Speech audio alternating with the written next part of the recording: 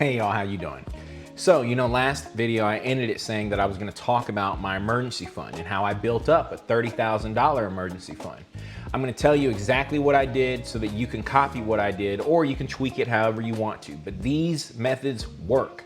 Let's go ahead and get right into them. The first thing that I did to help me to build my emergency fund, my $30,000 emergency fund, is I paid attention to the investments that I was able to get from work.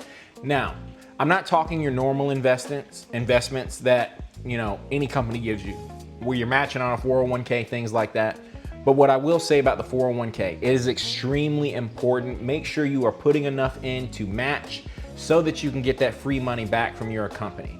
Now, if you're a person who paid attention to the last video and you implemented those steps and you're now debt-free, think about putting more into your 401k at a higher percentage, because that is going to come back for you when you retire. Remember, I'm not against retirement accounts. I'm against retirement accounts when you're being killed by debt and you're not able to make those payments. That retirement money is sitting there, let it help you. But another investment now, this is for those of you who have the fortunate case to be working at bigger companies. Oftentimes what bigger companies do is they offer stock options. Please take advantage of the stock options. At my company, I'm able to buy stock at 15% discount. What that does is it also allows me to keep them for long term, but it also allows me to sell in the short term but still make profit because I got them at a 15% discount. So when you take advantage of your investments from work, your 401k, stock options, you build a nice emergency fund right there. And the beautiful thing about those emergency funds that you build from work that way is that they're very hard to access. So there are quite a few barriers in terms of accessing them. And so that's how you know you'll be successful, because while you're building your one that you can see, the one that you don't see is building and compounding as well. It's a beautiful method, especially when you're preparing for hard times that'll be coming. Here's the next thing. I use credit cards and I use auto pay. Now it's funny, my last video I was talking about how I started using my debit card for every transaction. Well, once you've reached the level to where you are debt free, please, I'm begging you, go back to the credit card. The reason why you want to go back to the credit card is for two main reasons. Here's the first one, the easiest one, the one everybody knows. Your credit score goes up. The higher your credit score goes, the more in line you are for loans on cars, homes, personal loans, anything else. If you want to open up a business, if you're getting hired, sometimes they check on your credit. Your credit score is a big deal. And now I also talk about how the credit cards have another benefit, and that benefit is, say you make a purchase on a credit card. Now, you have about 2 or 3 days if you feel like that is not right, that is not a right transaction. You can call your credit card company and you can dispute it. With debit cards, you don't have that ability. As soon as it comes out, it's gone. It's gone. You can call and try and get a refund, but it's much, much harder with debit cards. Now let me go back into why auto pay was so important for me in my journey. Because I started paying everything with a credit card, I was able to auto pay my expenses. Now, going back to the first video, you should really watch it if you haven't yet. My wife taught me to budget. So as I was budgeting, I knew what would be coming out and what would be going in. So I could look at the auto pay and know my auto pay is on this certain day of the month. I know this money should be coming out of my credit card. The credit card I use actually is my Apple credit card, right there on the wallet feature if you have an iPhone. And it is so useful for me because I see everything right there. I see my high yield savings account, which we'll get into just next, and I see what I have on my card. So I set up auto pay, I pay it from my high yield into my Apple card, but I see all the transactions. So I know exactly what is going in and what is coming out. Let's get to that next one, high yield savings accounts. It's 3 high yield savings accounts I want you to remember before I describe to you what they are. It's Apple, SoFi, and American Express. Apple, SoFi, American Express. The reason why they're so important and why high yield savings accounts are so important in general is because you will park your money that you've saved over in it, and then while you wait, it will build up interest over time and essentially pay you money for free.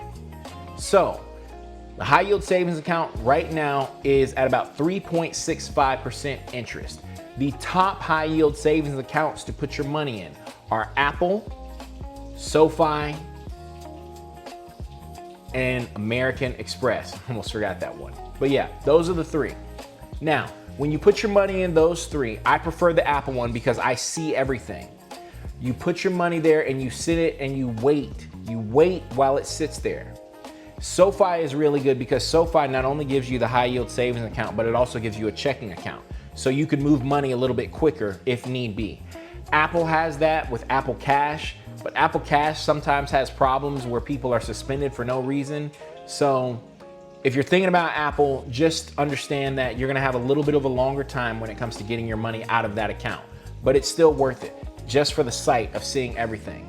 American Express, I've heard of it and that it has a good interest rate, but I have not had personal experience that I can speak to about it.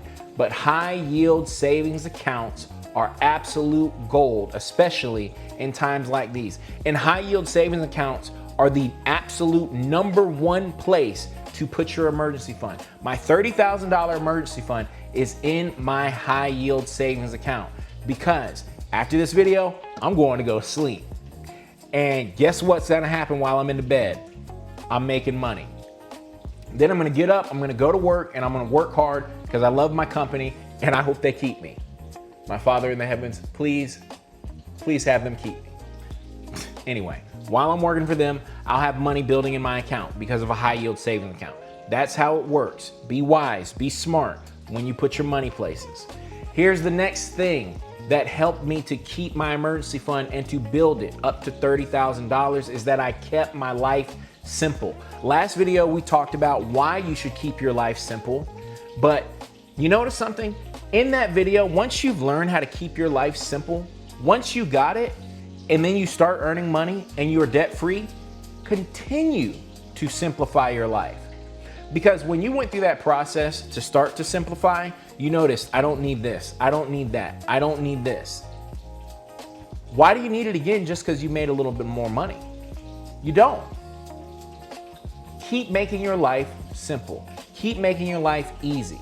Because if you survived off of a $20,000 salary and now you got a $50,000 salary, it doesn't matter because you survived when you were making 20. Take that extra 30 that you got and put it in an emergency fund. It's real simple. Next thing that you need to think about with building an emergency fund. This sometimes helps, but this sometimes can hurt. I'm talking about interest rates. Your interest rates. If you are looking at a Fed meeting and you see Jerome Powell get up there and he says, well, we cut by 25 basis points, or we did this, or we did that. Pay attention to that because the interest rates have an effect on the interest rate that the high yield savings account gets you. If the interest rate goes down, the interest rate that the high yield savings account gets you goes down. So that's when you really need to start thinking about where do you want to move your money, because the day is going to come where they are going to cut rates so down so much that you're going to have to really believe that you will run across a scenario where you might want to put your high yield savings account somewhere else. What I'm thinking and seeing going into 2026 is that a lot of people may in fact take their money from their high yield savings account and put them and invest them in S&P 500. An index fund like VOO. I have another video down the road telling you what I would use to invest and how I would invest in the stock market. Last thing, when it comes to building an emergency fund, how I got my emergency fund to $30,000 is I looked into every type of side hustle I could.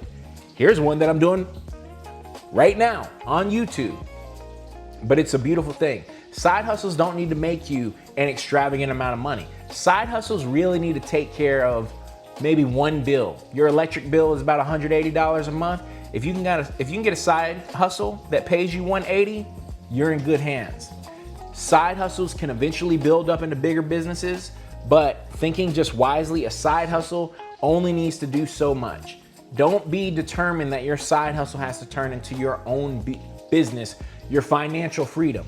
No, your side hustle is just supposed to pick up the crumbs where they're left so that you can have an extra time when you go out on the weekend or when you go to vacation or when you want to buy something nice. Sorry, words got twisted a little bit there.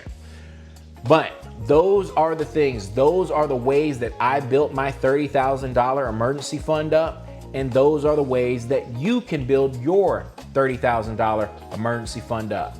So far we've covered how to get out of debt, how to build an emergency fund. Next thing we're gonna look at, remember, pack a lunch, is how to simplify your life and keep it simple. Please pay attention to the next video that is going to come out. But until then, hey, y'all, take it easy. I'll talk to you later. Have a good one. Bye-bye.